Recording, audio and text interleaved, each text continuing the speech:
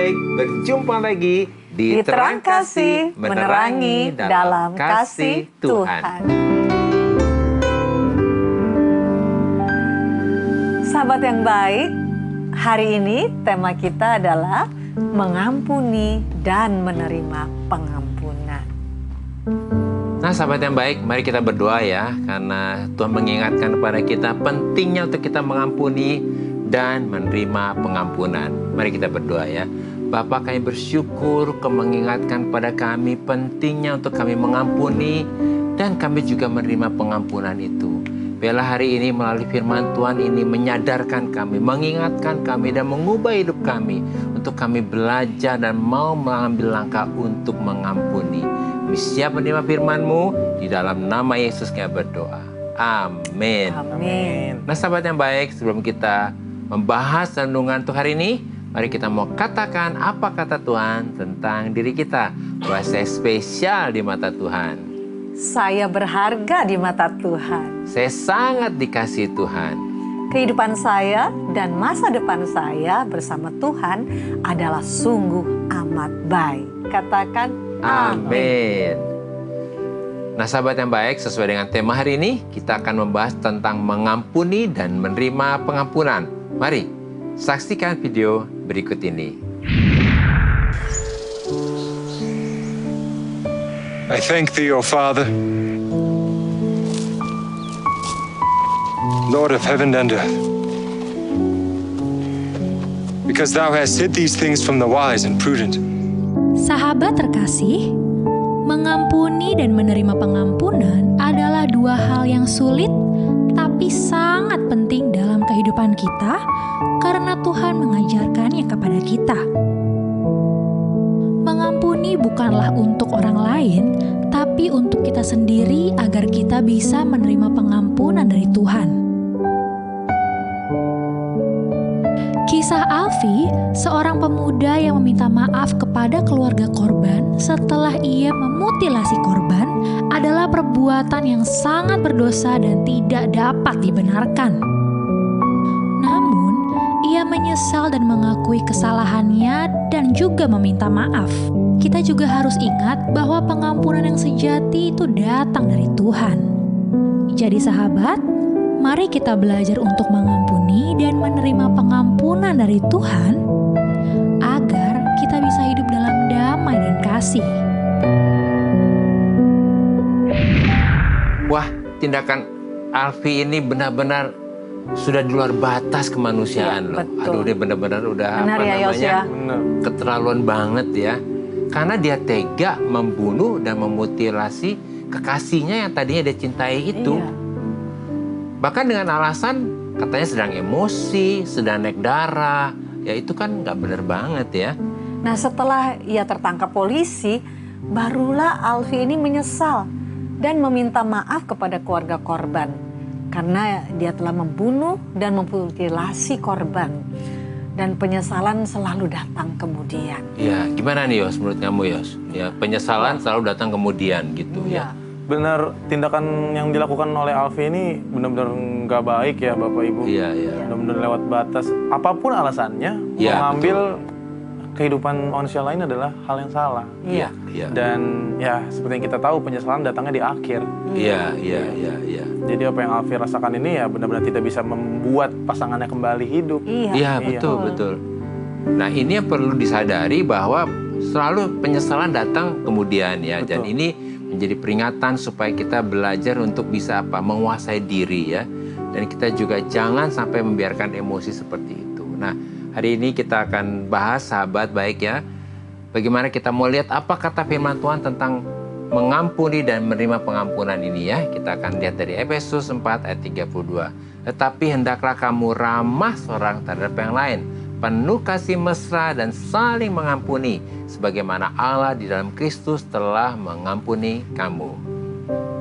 Nah, firman Tuhan ini luar biasa ya. Iya. Melalui firman Tuhan ini kita diingatkan bagaimana supaya kita dapat mengampuni dan menerima pengampunan. Dan firman Tuhan mengatakan supaya kita ini saling mengampuni. Iya. Sebagaimana Allah di dalam Kristus telah lebih dahulu mengampuni kita. Nah, ini penting banget ya. Jadi Allah di dalam Kristus telah lebih dahulu mengampuni kita. Iya. Jadi kita akan menjadi orang yang dapat mengampuni apabila kita mengerti dan menyadari bahwa Allah di dalam Kristus yang telah lebih dahulu mengampuni kita. Iya. Pentingnya artinya kita harus lebih dahulu menerima dan mengalami secara pribadi pengampunan yang dari Allah melalui pengorbanan dan penebusan Yesus di atas kayu salib. Nah, ini penting sekali untuk kita mengalami dan menerima secara pribadi pengampunan yang dari Tuhan melalui Yesus. Sehingga kita menyadari dan mengerti bahwa di dalam Yesus kita semua adalah orang-orang yang sudah diampuni dan sudah dibebaskan dari semua tuntutan dan hukuman dosa. Amin. Ini semua kasih karunia Tuhan Iya. ya. Kita yang tadinya berdosa, nggak benar ya, tapi betul-betul oleh kasih karunia Tuhan kita menerima pengampunan ini. Gimana Yos menurut kamu? Ini kan luar biasa ya. Luar biasa. Ya, Tuhan yang begitu menerima kita padanya sampai mengampuni kita ya. Betul.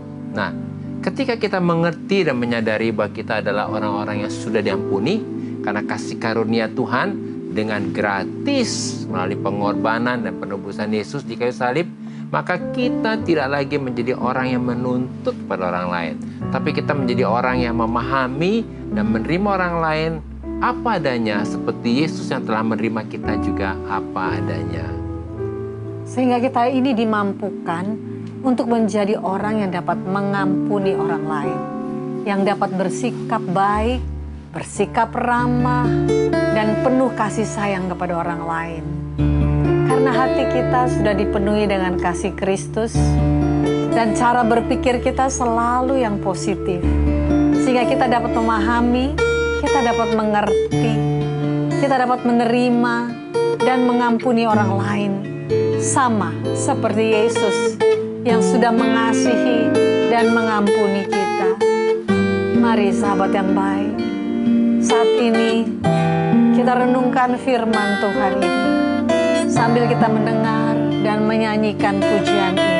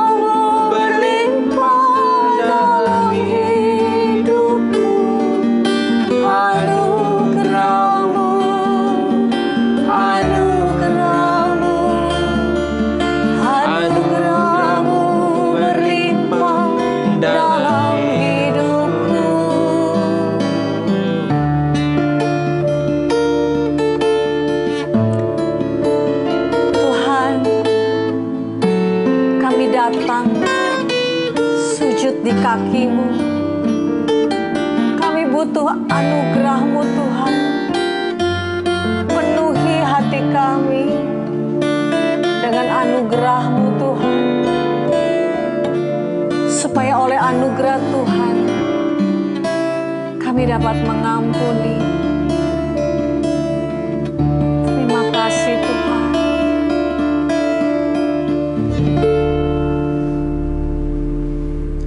Nah, sahabat yang baik, ini ada beberapa DM yang masuk. Salah satu diantaranya dari Greta Natalia. Silakan Yos, bisa dibaca DM-nya ya. Aku baca ya. Shalom, selamat malam Bapak dan Ibu. Selamat malam Kak Greta. Selamat malam. Malam. Saya pengen cerita. Saya punya saudara, mereka selalu nasihatin saya. Tapi dengan cara menyakiti hati saya. Dengan alasan, mereka sayang sama saya, tapi selama ini tidak pernah ada di saat saya butuh pertolongan. Saya ingin menjauh dari mereka, menjaga jarak sama mereka karena saya tidak ingin membenci mereka dan sakit hati karena ucapan mereka. Apakah itu dosa? Terima kasih sebelumnya. Nah, Greta, kamu sabar ya. Kita tahu nih dia sepertinya jadi kecewa ya gitu ya Yos ya.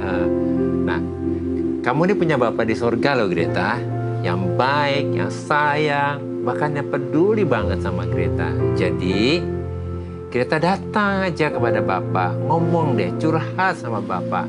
Apa adanya semua perasaan Greta, apa yang menjadi kesusahan Greta, ungkapkan semua apa yang menjadi sakit hatimu juga gitu ya. Apa yang menjadi kekecewaanmu dan semua masalahmu kepada Bapa di surga. Demikian juga sahabat yang baik yang lagi mengalami seperti Greta ini. Ayo datang kepada Bapa, curhat sama Bapa di surga, katakan apa adanya ya. Karena ketika kita terbuka, kita curhat, kita ngomong apa adanya kepada Bapa kita, ini kita sedang membuka pintu hati kita untuk menerima kasihan dari Bapa mengalir ke dalam hati kita. Jadi ini justru akan membebaskan kita, menyembuhkan dan memulihkan kita, dan juga memulihkan perasaan kita. Nah Greta, kalau kamu lakukan ini dan sahabat yang baik lakukan ini, terbuka dengan Bapa, itu justru membuka pintu untuk kasih Bapa masuk ke dalam kehidupan Greta dan sahabat yang baik. Ada firman-Nya seperti ini ya, Matius 11:28. Marilah kepadaku semua yang letih lesu dan berbeban berat, aku akan memberi kelegaan kepadamu. Amin. Nah, Greta, mari kita datang kepada Tuhan. Kita berdoa kepada Dia, bahkan juga sahabat-sahabat yang baik yang mungkin mengalami hal yang hampir sama ya dengan Greta. Kita mau datang kepada Tuhan. Kita percaya Tuhan yang mengasihi kita semua. Tuhan akan memberikan jalan keluar dan memberikan penghiburan, penguatan kepada kita semua ya. Mari kita datang kepadanya. Bapa di surga, kami bawa Greta, kami bawa juga sahabat-sahabat yang baik, yang lainnya yang mungkin memiliki masalah yang hampir sama dengan Greta yang Kau kasih ini. Kami bawa di hadapan-Mu dan kami berdoa untuk mereka supaya saat ini juga Engkau Tuhan menjamah hati mereka, menjamah membebaskan hati mereka, menyembuhkan hati mereka, dan memulihkan hati mereka dari semua hal yang selama ini menyakiti hati mereka. Biarlah Greta dan sahabat yang baik yang lainnya saat ini juga kasih dan kuasa daripada Roh Kudus mengalir ke dalam hati Greta dan hati sahabat yang baik yang lainnya, memenuhi hati mereka dengan kasih Bapa. Terima kasih Bapa. Dalam nama Yesus kami berdoa dan ucap syukur. Amin. Nah sahabat yang baik, terima kasih buat respon dan DM-DM-nya kepada kami dalam program Terang Kasih ini. Bagi sahabat yang memiliki beban permasalahan, tekanan hidup, minta didoakan atau ingin bersaksi seputar kehidupan rohani, silahkan saudara DM, komen, atau kirim video ke Instagram @terangkasih_RTV. Sahabat yang baik, demikianlah firman Tuhan untuk hari ini. Jangan kemana-mana, pastikan tetap ada di Terang Kasih, menerangi dalam kasih Tuhan.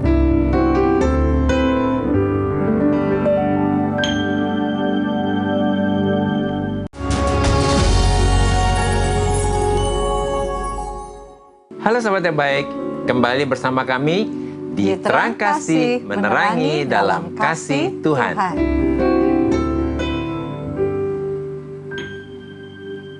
Sahabat yang baik, mari saat ini kita kembali diingatkan sesuai dengan renungan kita, hal-hal apa nih yang perlu kita ingat supaya kita mengerti tentang mengampuni dan menerima pengampunan. Yang pertama, kita baru bisa mengampuni orang lain setelah kita menerima dahulu pengampunan yang dari Allah melalui Yesus Kristus yang telah lebih dahulu mengasihi kita dan mengampuni kita melalui pengorbanan dan penebusan Yesus di kayu salib. Kedua, kesadaran kita bahwa kita sudah dikasihi dan diampuni oleh Tuhan akan memampukan kita bersikap baik, bersikap ramah, penuh kasih sayang, dan mengampuni orang lain sama seperti Yesus yang sudah mengampuni kita. Nah sahabat yang baik, kalau saat ini engkau ingin bertobat, berubah dan meninggalkan kehidupan yang lama, mari datang kepada Tuhan, dan serahkan hidupmu semua kepada Tuhan. Nah, sahabat yang baik, mari kita datang kepada Tuhan. Kita berdoa ya.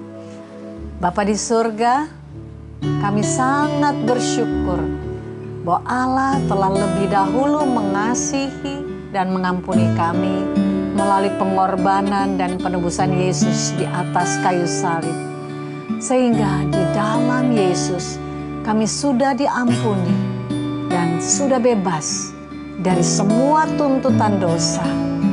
Dan oleh kasih karunia-Mu Tuhan, Roh Kudus menolong dan memampukan kami untuk kami dapat bersikap baik, ramah, penuh kasih sayang dan mengampuni kepada orang lain.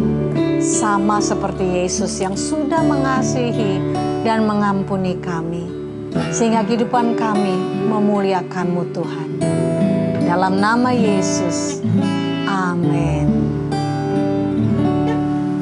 Terima kasih sahabat yang baik sudah setia menyaksikan program Terang Kasih Menerangi dalam Kasih Tuhan. Sampai jumpa kembali di episode selanjutnya.